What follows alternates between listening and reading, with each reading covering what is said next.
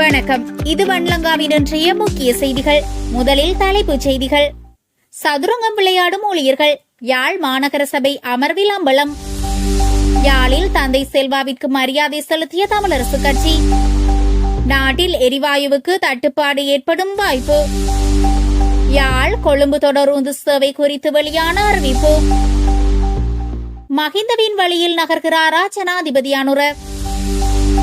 நாமலுக்கு எதிரான வழக்கு நீதிமன்றம் பிறப்பித்த உத்தரவு. பேரிடரால் பாதிக்கப்பட்ட இலங்கைக்கு கை கொடுப்போம், கேரி ஆனந்த சங்கரி உறுதி. பிளவுபடும் தொண்டமானின் தாய் கட்சி கிளம்பியுள்ள சர்ச்சை. யுஎன்பி தலைமை பதவியிலிருந்து விலக தயார், ரணில் அறிவிப்பு. மீண்டும் அதிகரிக்கும் நீர்மட்டம், மகாவலி ஆற்றின் தாழ்நில பகுதிகளில் வசிக்கும் மக்களுக்கு எச்சரிக்கை. இனி விரிவான செய்திகள். சதுரங்கம் விளையாடும் ஊழியர்கள் யாழ் மாநகர சபை அமர்வில் அம்பலம்.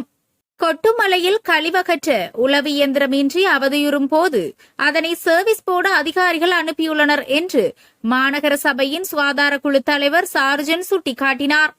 இதன்போது ஊழியர்கள் பொழுதுபோக்குக்காக கரம், செஸ் விளையாட்டுகளில் ஈடுபடுவதாக அவர் சபையில் தெரிவித்துள்ளார்.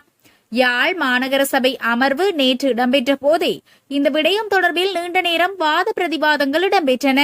இதன்போது கருத்து தெரிவித்த உறுப்பினர் உதயஸ்ரீ, இங்கு வாகன தரிப்பிடத்தில் உள்ள கரம்போர்ட், செஸ் போன்ற உபகரணங்கள் உடனடியாக அகற்றப்பட வேண்டும், வாகனங்களை பராமரிக்க நேரத்தை ஒதுக்க வேண்டும் என அவர் கூறினார்.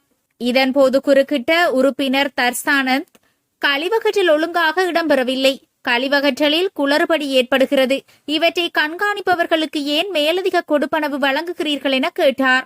இதற்கு பதிலளித்த பிரதம பொறியியலாளர், குறிப்பிட்ட கிலோமீட்டர் அளவிலும் கால எல்லைக்குள்ளும் வாகனங்கள் சர்வீஸ் செய்ய வேண்டும். மாநகர முதல்வர் ஊழியர்களின் பொழுதுபோக்குக்காக கரம்போர்ட், செஸ் போர்ட் விளையாட அனுமதிக்க முடியாது, தொழிலாளிகள் விடயத்தில் இறுக்கமான நடவடிக்கைகளை கடைபிடிக்க வேண்டும் என்று அறிவுறுத்தினார். மேலும் இது தொடர்பில் தனியாக விசேட கூட்டம் ஒன்றை ஏற்பாடு செய்வதென்றும் தீர்மானிக்கப்பட்டது. யாழில் தந்தை செல்வாவிற்கு மரியாதை செலுத்திய தமிழரசு கட்சி. இலங்கை தமிழரசு கட்சி ஸ்தாபிக்கப்பட்ட தினத்தை முன்னிட்டு கட்சியின் ஸ்தாபகரின் உருவச்சிலைக்கு தமிழரசு கட்சியினரால் மரியாதை செலுத்தப்பட்டது. யாழ்ப்பாணத்தில் இன்றைய தினம் இந்த நிகழ்வு முன்னெடுக்கப்பட்டது. யாழ்ப்பாண நகரில் உள்ள கட்சியின் ஸ்தாபகர் தந்தை செல்வாவின் நினைவிடத்திற்கு சென்ற இலங்கை தமிழரசு கட்சியினர் இவ்வாறு மரியாதை செலுத்தினர். இதன்போது தமிழரசு கட்சியினர் தந்தை செல்வாவின் உருவச்சிலைக்கு மலர் மாலை அணிவித்து மரியாதை செலுத்தினர். இந்த நிகழ்வில் அக்கட்சியின் தலைவர் CVK சிவஞானம், பொதுச் செயலாளர் MA சுமந்திரன், அக்கட்சியின் முன்னாள் நாடாளுமன்ற உறுப்பினர், முன்னாள் மாகாண சபை உறுப்பினர்கள், உள்ளூராட்சி சபை தவிசாளர்கள், உறுப்பினர்கள் என பலரும் கலந்து கொண்டமை குறிப்பிடத்தக்கது. நாட்டில் எரிவாயுவுக்கு தட்டுப்பாடு ஏற்படும் வாய்ப்பு. எதிர்வரும் ஏப்ரல் மாதத்திற்குள் நாட்டில் எரிவாயு பற்றாக்குறை ஏற்படும் என நாடாளுமன்ற உறுப்பினர் சாமர சம்பத் தசநாயக்க தெரிவித்துள்ளார். இன்று நடைபெற்ற நாடாளுமன்ற அமர்வில் கலந்து கொண்டு கருத்து தெரிவிக்கும் போதே அவர் இதனை தெரிவித்துள்ளார். 10 ஆண்டுகளாக நாட்டிற்கு எரிவாயு இறக்குமதி செய்து வந்த ஓமன் நிறுவனம் அகற்றப்பட்டு GEO கேஸ் நிறுவனத்திற்கு வழங்கப்பட்டதாகவும் அவர் தெரிவித்துள்ளார். இவ்விடயம் தொடர்பில் மேலும் கருத்து தெரிவித்த அவர், இலங்கைக்கு லிட்ரோ எரிவாயுவை அன்றிலிருந்து ஓமன் அரசாங்கம் மேற்கொண்டு வந்தது. இந்த லிட்ரோ எரிவாயுவை ஓமன் அரசாங்கம் இன்று வரை வழங்கி வருகிறது. எனினும் 1ஆம் தேதி தொடக்கம் GEO கேஸ் நிறுவனத்திற்கு வழங்கப்பட்டுள்ளது. இந்த எரிவாயுவை கொண்டுவர GEO கேஸ் என அழைக்கப்படும் சுவிட்சர்லாந்து நிறுவனத்திற்கு வழங்கப்பட்டது. ஆனால் இன்று வரை எந்த பிரச்சனையும் இன்றி 10 ஆண்டுகளாக எரிவாயுவை கொண்டு வந்த ஓமன் நிறுவனம் அகற்றப்பட்டு GEO கேஸ் எனப்படும் நிறுவனத்திற்கு வழங்கப்பட்டிருக்கிறது. இந்த ஓமன் நிறுவனத்திலிருந்து கொண்டுவரப்பட்ட ஒவ்வொரு எரிவாயுவையும் தரநிலை நிறுவனம் கடலின் நடுவில் இருந்து சரிபார்த்தது. இத்தகைய நிலைமைகளால் நிச்சயமாக இலங்கையில் லிட்ரோ எரிவாயு பற்றாக்குறை ஏற்படும், அதை யாராலும் தடுக்க முடியாது என அவர் தெரிவித்தார். யாழ் கொழும்பு தொடருந்து சேவை குறித்து வெளியான அறிவிப்பு. வடக்கு மார்க்கத்திற்கான தொடருந்து சேவைகள் அடுத்த வருடம் ஜனவரி 1 முதல் ஆரம்பிக்கப்படும் என போக்குவரத்து பிரதி அமைச்சர் பிரசன்ன குணசேன தெரிவித்துள்ளார். நாட்டின் பல்வேறு பகுதிகளில் சீரற்ற வானிலை காரணமாக பாதிக்கப்பட்டிருந்த தொடருந்து சேவைகளை மீண்டும் ஆரம்பிப்பது தொடர்பான கால அட்டவணையை பிரதி அமைச்சர் இன்று நாடாளுமன்றத்தில் தெரிவித்த போதே இவ்வாறு குறிப்பிட்டுள்ளார். அவரது அறிவிப்பின்படி டிசம்பர் 20 முதல் பதுளை அம்பேபுச இடையிலான மலையக தொடருந்து சேவை மீண்டும் ஆரம்பிக்கப்படவுள்ளது. ஜனவரி 1 முதல் தொடருந்து சேவைகள் வடக்கு மார்க்கமாக காங்கேசன்துறை வரை நீடிக்கப்படும். புத்தளம் தொடருந்து மார்க்கத்தின் சேவைகள் சிலாபம் வரை விரிவுபடுத்தப்படும். மட்டக்களப்பு தொடருந்து மார்க்கம் முழுமையாக திறக்கப்பட்டு தொடருந்து சேவைகள் வழமைக்கு திரும்பும். பிப்ரவரி 1 முதல் மன்னார் மற்றும் தலைமன்னார் நோக்கிய தொடருந்து சேவைகள் முழுமையாக இயங்கும் எனவும் அறிவிக்கப்பட்டுள்ளது. அண்மைய அனர்த்தங்களால் தொடருந்து பாதைகளில் ஏற்பட்ட பாதிப்புகளை சீரமைக்கும் பணிகள் போர்க்கால அடிப்படையில் முன்னெடுக்கப்பட்டு வருவதாகவும் பயணிகளின் பாதுகாப்பை உறுதி செய்த பின்னரே இந்த சேவைகள் ஆரம்பிக்கப்படும் என்றும் பிரதி அமைச்சர் தெரிவித்தமை குறிப்பிடத்தக்கது. மஹிந்தவின் வழியில் நகர்கிறாரா ஜனாதிபதி அனுர? முன்னாள் ஜனாதிபதி மஹிந்த ராஜபக்ச தனது ஆட்சி காலத்தில் அரச நிர்வாகத்திற்குள் ஸ்ரீலங்கா படை அதிகாரிகளை நியமித்து ஆட்சியை கொண்டு சென்றது போல் தற்போதைய ஜனாதிபதி அனுரகுமார திசநாயக்கவும் செயற்படுகிறாரா என்ற சந்தேகம் ஏற்பட்டுள்ளதாக தகவல்கள் தெரிவிக்கின்றன. இதன்படி கணக்காய்வாளர் நாயகம் பதவிக்கு ஸ்ரீலங்கா ராணுவ அதிகாரி கர்னல் OR ராஜசிங்கவை நியமிப்பதற்கு ஜனாதிபதி அனுரகுமார திசநாயக்கவின் பரிந்துரையை அரசியலமைப்பு பேரவை நிராகரித்துள்ளது. சபாநாயகர் தலைமையில் நேற்று கூடிய அரசியலமைப்பு பேரவையின் கூட்டத்தில் இந்த பரிந்துரையை நிராகரிக்க தீர்மானம் எடுக்கப்பட்டுள்ளது. கணக்காய்வாளர் நாயகம் பதவிக்கு இதற்கு முன்னர் ஜனாதிபதி அனுரகுமார திசநாயக்க பரிந்துரைத்தவர்களையும் அரசியலமைப்பு பேரவை நிராகரித்திருந்தது. படை அதிகாரிகளை அரச நிர்வாகத்திற்குள் கொண்டுவரும் தற்போதைய அரசாங்கத்தின் செயற்பாடுகள் கடும் விமர்சனங்களுக்குள்ளாகியுள்ளமை குறிப்பிடத்தக்கது. நாமலுக்கு எதிரான வழக்கு நீதிமன்றம் பிறப்பித்த உத்தரவு. கிரேஸ் பரிவர்த்தனை தொடர்பில் நாடாளுமன்ற உறுப்பினர் நாமல் ராஜபக்சவிற்கு எதிராக தாக்கல் செய்யப்பட்டுள்ள வழக்கை எதிர்வரும் பிப்ரவரி மாதம் 16ஆம் தேதி மீண்டும் விசாரணைக்கு அழைக்குமாறு கொழும்பு மேல் நீதிமன்றம் உத்தரவிட்டது. இவ்வழக்கு இன்று கொழும்பு மேல் நீதிமன்ற நீதிபதி நதி அபர்ணா சுவருதுகொட முன்னிலையில் விசாரணைக்கு எடுத்துக் கொள்ளப்பட்ட போதே இந்த உத்தரவு பிறப்பிக்கப்பட்டது. இதன்போது சட்டமா அதிபரால் வழக்கு தொடர்பான சில ஆவணங்கள் பிரதிவாதி தரப்பு சட்டத்தரணிகளுக்கு வழங்கப்பட்டன. முன்வைக்கப்பட்ட விடயங்களை பரிசீலித்த நீதிபதி இவ்வழக்கை மீண்டும் பிப்ரவரி மாதம் 16ஆம் தேதிக்கு அழைக்குமாறு உத்தரவிட்டார். இந்நாட்டு ரக்பி விளையாட்டை மேம்படுத்துவதாக கூறி இந்தியாவில் கிறிஸ் நிறுவனத்திடமிருந்து 70 மில்லியன் ரூபாய் பணத்தை பெற்று குற்றவியல் நம்பிக்கை மோசடி செய்ததாக குற்றம் சுமத்தி சட்டமா அதிபரால் நாமல் ராஜபக்சவுக்கு எதிராக இவ்வழக்கு தாக்கல் செய்யப்பட்டிருந்தது.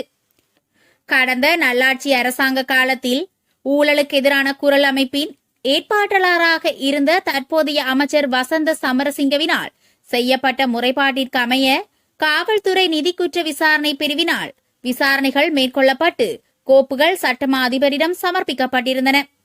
இதற்கமைய தற்போதைய தேசிய மக்கள் சக்தி அரசாங்கம் ஆட்சிக்கு வந்த பின்னர் சட்டமா அதிபரால் கொழும்பு மேல் நீதிமன்றத்தில் நாமல் ராஜபக்சவுக்கு எதிராக இவ்வழக்கு தாக்கல் செய்யப்பட்டுள்ளது. இலங்கைக்கு கேரி ஆனந்த சங்கரி வழங்கியுள்ள உறுதிமொழி. டிட்வா சூறாவளி நினைத்து பார்க்க முடியாத இழப்பை ஏற்படுத்தியுள்ளதாகவும் இலங்கையை மீண்டும் கட்டியெழுப்ப உதவுவதற்கு ஆதரவு வழங்கப்படும் என கனடாவின் பொது பாதுகாப்பு அமைச்சர் கேரி ஆனந்த சங்கரி தெரிவித்துள்ளார். பரவலான வெள்ளம் மற்றும் மண் சரிவுகளை தூண்டிய திட்வா சூறாவளியால் இலங்கை பேரளவிற்கு உள்ளாகியுள்ளதாகவும் அவர் சுட்டிக்காட்டியுள்ளார். அந்நாட்டு வெளியுறவுத்துறை அமைச்சு வெளியிட்ட அறிக்கையில் இவ்விடயம் சுட்டிக்காட்டப்பட்டுள்ளது.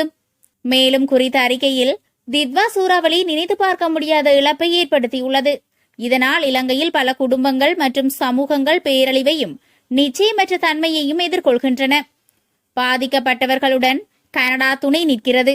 மேலும் சமூகங்கள் மீண்டும் மீண்டும் கட்டியெழுப்ப உதவுவதற்கு மனிதாபிமான உதவி மற்றும் ஆதரவை தொடர்ந்து வழங்கும். இதேவேளை திட்வா புயலால் ஏற்பட்ட பாரிய இழப்பை அடுத்து பாதிக்கப்பட்ட விவசாயத்துறையின் மீட்சிக்கு உதவி வழங்க தயாராக இருப்பதாக கனடா இலங்கைக்கு உறுதியளித்துள்ளமை குறிப்பிடத்தக்கது. பிளவுபடும் தொண்டமானின் தாய் கட்சி கிளம்பியுள்ள சர்ச்சை. இலங்கை தொழிலாளர் காங்கிரசின் பொதுச் செயலாளரும் நுவரெலியா மாவட்ட நாடாளுமன்ற உறுப்பினருமான ஜீவன் தொண்டமான் குறித்த கட்சியின் பொதுச் செயலாளர் பதவியிலிருந்து விலக தீர்மானித்துள்ளதாக செய்திகள் வெளியாகி வருவதாகவும் இதற்காக கட்சியின் தேசிய சபையை கூட்டுமாறு கட்சியின் தலைவர்களுக்கு அறிவித்துள்ளதாகவும் செய்திகள் வெளியாகியுள்ளன. எனினும் ஜீவன் தொண்டமான் இவ்விடயம் தொடர்பில் எந்தவொரு உத்தியோகபூர்வ அறிவிப்பையும் இதுவரையில் வெளியிடவில்லை. எனினும் அக்கட்சியின் பிரதி தலைவர் கணபதி கனகராஜை தொலைபேசியில் தொடர்பு கொண்டு கேள்வியுற்ற போது அவர் இது தொடர்பான உண்மைத்தன்மை எதுவும் இல்லை என உறுதிப்படுத்தினார். இலங்கை தொழிலாளர் காங்கிரசுக்கு தலைமை பதவியை வகிக்கும் அக்கரப்பத்தனை பிரதேச சபையின் 2026 ஆண்டுக்காக பட்ஜெட் முன்வழிவு தோற்கடிக்கப்பட்டதை அடுத்து இலங்கை தொழிலாளர் காங்கிரசின் தற்போதைய தலைவர் செந்தில் தொண்டமான் மற்றும் அக்கட்சியின் செயலாளர் ஜீவன் தொண்டமானுக்கும் இடையே தொலைபேசி மூலம் வாக்குவாதம் ஏற்பட்டுள்ளதாக சில ஊடகங்களில் செய்தி வெளியாகியிருக்கிறது. குறித்த வாக்குவாதத்தின் விளைவாக இலங்கை தொழிலாளர் காங்கிரசின் செயலாளர் பதவியிலிருந்து ஜீவன் தொண்டமான் விலக தீர்மானித்துள்ளதாக இலங்கை தொழிலாளர் காங்கிரசின் மூத்த பிரதி தலைவர் ஒருவரை மேற்கோள் காட்டி தென்னிலங்கை ஊடகம் ஒன்று செய்தி வெளியிட்டிருந்தது. தலவாக்கலை, லிதுல, நுவரெலியா நகராட்சி மன்றம், ககுரன்கெத்த, வலப்பனை மற்றும் கொத்மலை ஆகிய உள்ளூராட்சி நிறுவனங்களில் உள்ள இலங்கை தொழிலாளர் காங்கிரசின் கவுன்சிலர்களுக்கு அரசாங்கத்துக்கு வழங்கும் ஆதரவிலிருந்து விலகுவதற்கான கடிதங்களை வழங்குமாறு கட்சியின் பொதுச் செயலாளர் கோரிக்கை விடுத்துள்ளதாகவும் செய்தியில் சுட்டிக்காட்டப்பட்டிருந்தது. எனினும் இவ்வாறு பரவி வரும் செய்திகளில் எந்தவித உண்மைத்தன்மையும் இல்லை எனவும் இது ஒரு உத்தியோகபூர்வமற்ற செய்தி எனவும் இலங்கை தொழிலாளர் காங்கிரஸ் கட்சியின் பிரதி தலைவர் கணபதி கனகராஜ் தெரிவித்தார். யுஎன்பி தலைமை பதவியிலிருந்து விலக தயார், ரணில் அறிவிப்பு. கட்சி தலைமையிலிருந்து விலக தயாராக இருப்பதாக முன்னாள் ஜனாதிபதி ரணில் விக்ரமசிங்க தெரிவித்துள்ளதாக தென்னிலங்கை ஊடகங்கள் செய்தி வெளியிட்டுள்ளன. ஸ்ரீகொத்தவில் உள்ள ஐக்கிய தேசிய கட்சி தலைமையகத்தில் நேற்று பிற்பகல் நடந்த ஐக்கிய தேசிய கட்சி செயற்குழு கூட்டத்திலேயே அவர் இதனை தெரிவித்துள்ளார். மேலும் கருத்து தெரிவித்த அவர், அடுத்த ஆண்டு முதல் அனைத்து எதிர்க்கட்சிகளும் ஒன்றிணைந்து அரசாங்கத்துக்கு எதிராக ஒரு வலுவான மக்கள் சக்தியை கட்டியெழுப்ப வேண்டும் என்பதால் மேற்கண்ட விடயங்களை விரிவுபடுத்த வேண்டும். அந்த விவாதங்களின் போது ஐக்கிய தேசிய கட்சியும் ஐக்கிய மக்கள் சக்தியும் இணைய வேண்டும் என்று ஒரு உடன்பாடு எட்டப்பட்டால் அதனை ஐக்கிய தேசிய கட்சி செயற்குழு விரும்பினால் அது தனக்கு ஒரு பிரச்சனையாக இருக்காது. அத்துடன் ஐக்கிய மக்கள் சக்தியும் ஐக்கிய தேசிய கட்சியும் இணைய வேண்டும் என்று தான் விரும்புவதாகவும் அவர் கூறியுள்ளார். இது தொடர்புடைய பேச்சுகளின் போது தான் தலைமை பதவியிலிருந்து விலகி சஜித் அல்லது வேறு ஒருவருக்கு தலைமைத்துவத்தை வழங்க வேண்டும் என்ற முன்மொழிவு முன்வைக்கப்பட்டால் செயற்குழு அதற்கு ஆதரவாக இருந்தால் அதில் தனக்கு எந்த பிரச்சனையும் இல்லை என்று ரணில் விக்ரமசிங்க கூறியுள்ளார். அத்தகைய கூட்டணிக்கு எந்த நேரத்திலும் கட்சி தலைமை பதவியிலிருந்து விலக தயாராக இருப்பதாகவும், நீண்ட காலமாக கட்சி தலைவராக இருந்து வருகிறேன், நாட்டின் ஜனாதிபதியானேன், நான் மிக உயர்ந்த நிலையை அடைந்து விட்டேன் என்று அவர் இப்போது சுட்டிக்காட்டியுள்ளார். மேலும் நாடு ஒரு கடினமான தருணத்தில் இருந்தபோது நான் பொறுப்பேற்றுக் கொண்டு நாட்டை முன்னேற்ற நடவடிக்கைகள் எடுத்தேன். எனவே இந்த பதவி விலகலில் எனக்கு எந்த பிரச்சனையும் இல்லை. ஆனால் இது விரைவில் முடிவுக்கு வர வேண்டும் என்று ரணில் விக்ரமசிங்க செயற்குழுவிடம் மேலும் கூறியுள்ளார். மீண்டும் அதிகரிக்கும் நீர்மட்டம், மகாவலி ஆற்றின் தாழ்நில பகுதிகளில் வசிக்கும் மக்களுக்கு எச்சரிக்கை. தற்போது நாட்டில் நிலவும் பலத்த மழை காரணமாக விக்டோரியா, ரந்தெனிகல, ரந்தெம்பி ஆகிய நீர்த்தேக்கங்கள் ஏற்கனவே வான்பாய ஆரம்பித்துள்ளதாக மகாவலி அதிகார சபை தெரிவித்துள்ளது. இதன் காரணமாக மகாவலி ஆற்றின் நீர்மட்டம் அதிகரிக்கக்கூடும் என்பதால் அதனை அண்டிய தாழ்நில பகுதிகளில் வசிக்கும் மக்களை அவதானமாக இருக்குமாறு அதிகார சபை அறிவித்துள்ளது.